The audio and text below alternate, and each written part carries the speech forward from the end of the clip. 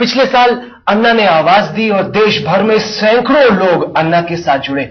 एक बार फिर से जन लोकपाल के लिए अन्ना हजारे ने आवाज दी है, लेकिन इस बार लग नहीं रहा कि लोगों में वही गर्मजोशी है जो पिछले साल देखने को मिली थी।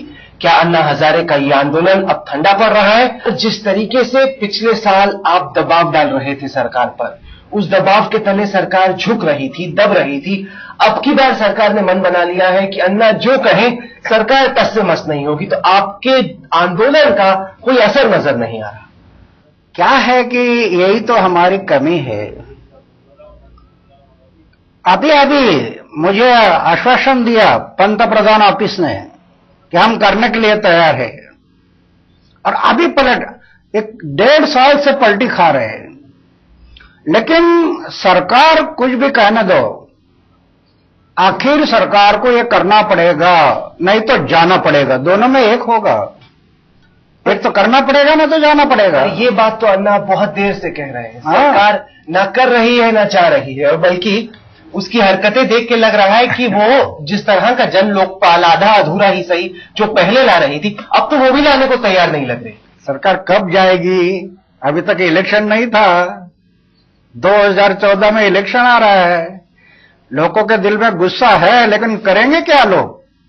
सत्ता इनके हाथ में है, तो सत्ता इनके हाथ में होने के कारण आज लोग कुछ नहीं कर सकते। इनको सबक लोग सिखाएंगे, वो इलेक्शन के टाइम पर सिखाएंगे, और उस टाइम पर उनको जाना पड़ेगा। अभी बीच में तो इलेक्शन है नहीं, तो क्या करेंगे जनता? और सत्ता के आधार पर ये कुछ भी कर रहे हैं। सर, आपको अब ये लग गया है सरकार की हरकतों को देखते हुए कि ये सरकार लोकपाल बिल नहीं लेके आएगी? आपको लगने लग गया है सर? नहीं लेकर आएगी, उसका कारण है, जैसे हमारे टीम ने जो 15 मंत्री पर आरोप किया, हम आज तक सोचते थे कि सरकार करेगी। अभी जब ये 15 मंत्री दोषी उनके ऊपर आरोप है, और ये हम लोग ने बोला कि इसकी जांच करो, अब सरकार को खतरा लग रहा। अगर ये 15 मंत्री की जांच हो गई और ये 15 मंत्री जेल में गए, तो फिर हमारे सत्ता में कौन कैसे रहेंगे हम लोग? ये खतरा उनको लग रहा है। इसीलिए वो लोग अभी करेंगे नहीं, क्योंकि ये मंत्रियों को खतरा है ना। लेकिन जनता एक दिन उनको करने के लिए भाग पड़ेगी, ये मुझे विश्वास है। हाँ, एक है कि 15 मंत्री जब ये दोषी है, आरोप है, हमारा कहना क्या है, अरे भाई आपको लगता है ना वो दोषी नहीं है, करप्शन नहीं किया, तो जांच क्यों नहीं करते? जांच करना क्या दोष है? अन्ना आपसे कह रही है आप यूएन जाओ, संयुक्त राष्ट्र के पास जाओ, वहां पे शिकायत दर्ज करो। ये सरकार ने कहना, ये सरकार की देश के जनता के प्रति अनास्था है, अनादर है।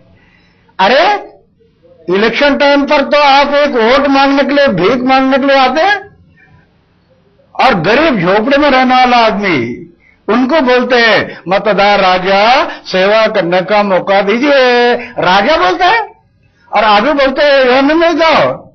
तो ये तो इनका अनादर, अनास्था है। और क्यों नहीं लोगों ने मांगना?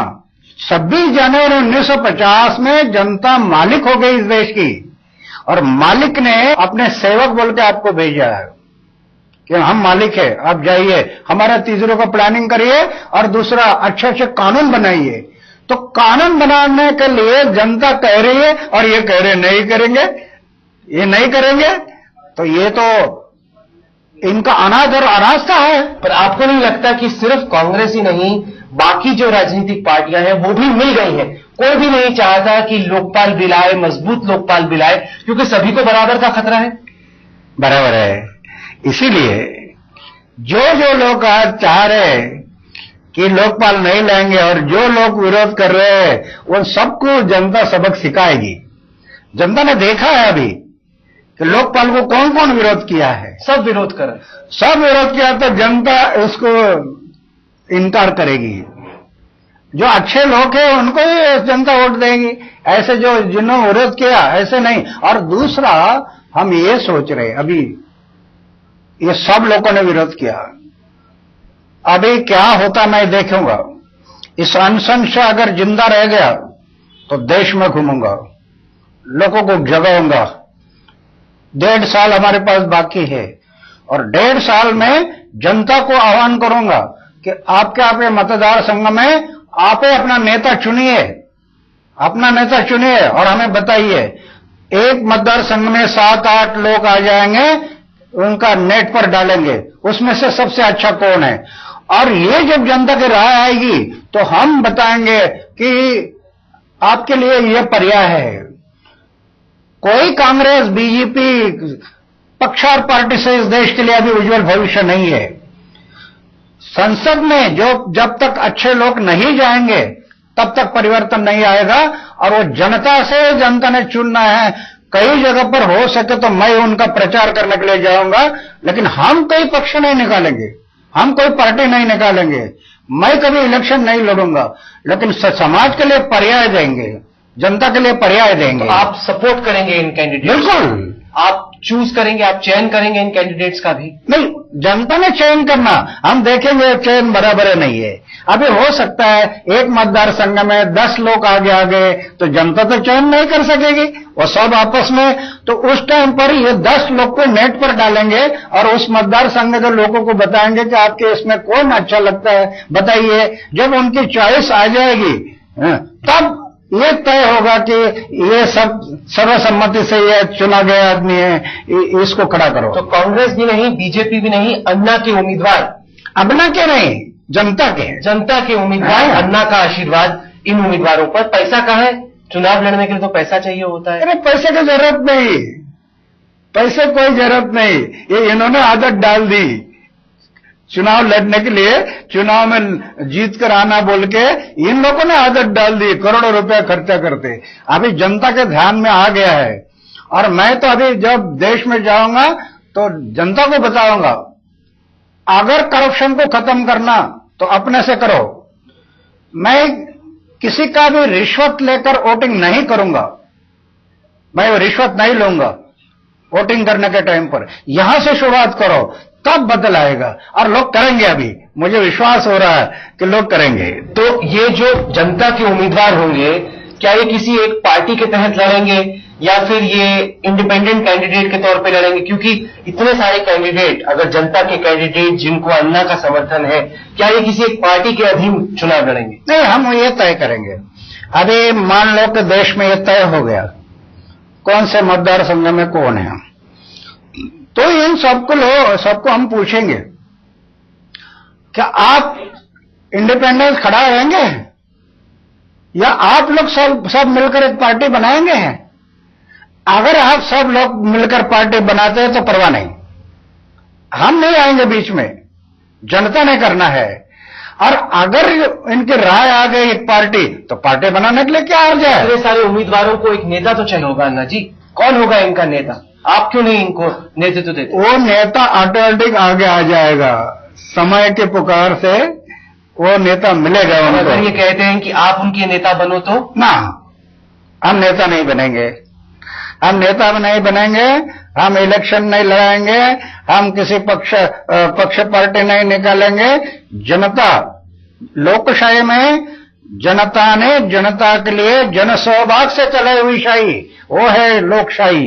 वो लोकशाही मार्ग से जाएंगे, वो जनतंत्र के मार्ग से जाएंगे। लेकिन गुपचुप आपने मुलाकात की कानून मंत्री से, सीक्रेट मीटिंग क्यों की आपने? क्या जरूरत पड़ी? मैं नहीं गया उनके पास, सरकार की तरफ से सलमान खुर्शीद जी को हमारे पास भेजा कि आप जो लोकपाल चाहते हैं वो हम लाने के लिए तैयार है, आप बताइए क्या क्या करना है। तो मैं उनको बताया कि पंत प्रधान 3 मुद्दे, जो पूरे ऑफिसर लोकपाल के दायरे में लाना, लोक आयुक्त हर राज्यों में करना और जनता की सनद, ये 3 बातें तो प्राइम मिनिस्टर ने मान ली थी। संसद में उसके ऊपर ठहराव भी पास हो गया था। तो वो पहले 3 मुद्दे लाओ, एक। दूसरा, हमारे ज्वाइंट कमेटी में हमारे ड्राफ्ट पर जितनी भी चर्चा हुई है और जिसमें फाइनल हुआ वो सब बातें इसमें लाओ। उसके बाद राइट टू रिजेक्ट और ग्राम सभा, तो ये हमारी बातें हुई। पर सलमान खुर्शीद तो कहते कभी बातचीत हुई नहीं। अरे इतना झूठ बोलने वाले लोग देश कैसे चलाएंगे, मुझे संदेह है। अगर सलमान खुर्शीद कहते हैं कि हमारी मुलाकात नहीं हुई, तो मेरा कहना है कि अभी रोजा शुरू हो गया है। आप कुरान को मानते हैं या भगवान को मानते हैं? मैं मानता हूं भगवान को, मेरी श्रद्धा है, लेकिन भगवान मैं मंदिर में नहीं खोजता, दुखी पीड़ित में खोजता। अगर आप कहते हैं कि मुलाकात नहीं हुई, तो क्या कुरान पर हाथ रखकर आप कहने के लिए तैयार हैं कि हमारी मुलाकात नहीं हुई, मैं मिलने के लिए नहीं गया था? नहीं तो मैं गीता पर हाथ रखकर कहता हूं कि सलमान खुर्शीद मेरे पास आए थे मिलने के लिए सरकार का मैसेज लेकर, और हमारी मुलाकात हुई थी, उनका षड्यंत्र था हमें बदनाम करने का। क्या मंशा थी सरकार की? सरकार ऐसे गुपचुप तरीके से इसमें दो बातें थी। जैसे हमारी बात हो गई, सलमान खुर्शीद जी चले गए, और मैं सरकार से बोलता हूं, प्राइम मिनिस्टर सोनिया गांधी इनसे बात करता हूं और फिर आपको मैसेज भेज देता हूं। गए, जाने के बाद मुझे फिर मैसेज आ गया कि मैं पंतप्रधान जी और सोनिया गांधी से बात किया, और नारायण स्वामी हमारे साथ में थे, हम जाकर मिले, और दोनों ने भी आपकी बात मान ली। मैं बोला अच्छी बात है। तो ये जब मान लिया तो मुझे थोड़ा संदेह निर्माण हो गया, अरे सरकार का बिल तो लोकसभा में आ गया है, और सरकार के बिल में तो हम जो बातें कह रहे हैं उसमें से एक भी बात नहीं। तो मान लिया अभी ये संसद में जाना पड़ेगा, कैसे पास करेंगे आप? तो मैं फिर उनको बताया कि अगर पंतप्रधान सोनिया गांधी आप सब लोग कहते हैं, तो ये हमारी बातें इसमें आने के लिए पहले बिल में तो आई नहीं, अभी तो आपको ये बातें आने के लिए लोकसभा में जाना पड़ेगा, तो आप जाने के लिए तैयार है? फिर वो अटक गए, और अटक जाने के बाद फिर उन्होंने ये सोचा कि अभी तो ये क्या जवाब देंगे, और फिर उन्होंने एक आइडिया की। ये वी रामा नारायण स्वामी, इन्होंने मेरे नाम का एक लेटर लिखा, और पत्र और आज तक मेरे से चल रहा है, और रालेगन सिद्धि के एड्रेस पर चल रहा है। इस टाइम पर ऐसे एक पत्र लिखा नारायण स्वामी ने हमारे टीम को, बाय हैंड आदमी भेजा, और उसमें लिखा अन्ना ने सरकार को जो हेल्प किया उसके लिए हम अन्ना के आभारी है। तो इसका मकसद ये था कि 25 तारीख का जो आंदोलन होने वाला है उसमें अन्ना ना जाए, और दूसरा कि टीम अन्ना और अन्ना में फूट डालना, कि टीम अन्ना नाराज हो जाए कि हमें ना बताते हुए अब चर्चा कर रहे हैं। तो ये षड्यंत्र था उनका, लेकिन वो सफल नहीं हुआ। ये षड्यंत्र के कारण ये सलमान खुर्शीद मेरे पास आए, सब बात की, और आप भी बोलते कि हम नहीं गए। फिर से बुलाया तो आप जाओगे मुलाकात के लिए? मैं नहीं जाऊंगा। हाँ, एक है, सरकार को अगर लगता है लोकपाल लाएंगे, सरकार चाहती है जनता के भलाई के लिए हम करने के लिए तैयार है, मैं नहीं जाऊंगा। लेकिन सरकार के लोग अगर बोलते हैं हमारी तैयारी बात करने के लिए, तो आइए, हमारा रास्ता खुला है, हम नहीं जाएंगे। अभी सरकार को लगता है आना है तो आइए, बात करेंगे। सरकार ये कह रही है कि अवन्ना को जो करना है करने दो, अनशन पे बैठना है बैठने दो, हम नहीं करेंगे। तो करेंगे ना, उनके रास्ते से वो जाएंगे, हमारे रास्ते से हम जाएंगे, और आखिर क्या होगा वो नजर आएगा, जनता को दिखाई देगा, सरकार को दिखाई देगा। चलो, तो आप अपने रास्ते से जाओ, लेकिन एक प्रकार की जनता से गद्दारी है, ऐसे मैं मानता हूं कि जनता मालिक है, आप सेवक है, और जनता कह रही कि भाई ये कानून बनाओ, और आप बोलते नहीं बनाएंगे, तो ये तो आपका संविधान का अवमान है कि जनता मालिक है ना। जनता ने आपको भेजा दो काम के लिए, कानून बनाना और सरकार की तिजोरी का नियोजन करना, तो कानून जनता कह रहे कानून बनाओ, और आप बोलते नहीं करेंगे। क्या कह रहा है संविधान? एक वक्त पे कहा जाता था कि टीम अन्ना सब पर हावी है, लेकिन अब कहा जा रहा है कि केजरीवाल ने टीम अन्ना को अब टीम केजरीवाल बना दिया है। कहीं ना कहीं आपको नहीं लगता कि जब आप पोस्टर छपते हैं तो इतनी बड़ी तस्वीर अरविंद केजरीवाल की होती है, एक छोटी सी तस्वीर अन्ना की होती है, और बाकियों की तस्वीर तो वहां पे कहीं है नहीं। आपको लग रहा है कि शायद केजरीवाल इस पूरे आंदोलन को हाईजैक कर रहा है? क्या एक तस्वीर ने तो गड़बड़ कर दिया देश में। मैं कभी कैमरे के सामने मेरे जीवन में मेरा फोटो निकालने के लिए मैं कैमरे के सामने कभी गया नहीं। एक बात मुझे अच्छी लगती है कि अरविंद को जब मैं देखा कई साल से, उसका स्वार्थ नहीं है। वो अगर वो पैसा कमाना चाहे तो आईआईटी का एक अच्छा स्टूडेंट है, वो चाहे उतना पैसा कमा सकता था, लेकिन सब छोड़कर वो आरटीआई हो, ये सब समाज के लिए जो बातें वो कर रहा है, ये बात मुझे अच्छी लगी है। दूसरा, ये जो रामदेव बाबा भी बोलते हैं ना, कई लोग मुझे पूछते हैं कि रामदेव बाबा आपको अपने कब्जे में लेना चाहते। मैं किसी का कब्जे में नहीं जाऊंगा, चाहे अरविंद हो चाहे रामदेव बाबा हो। समाज और देश के भलाई के लिए जब तक वो काम करेंगे तब तक मैं उनके साथ जुड़े रहूंगा।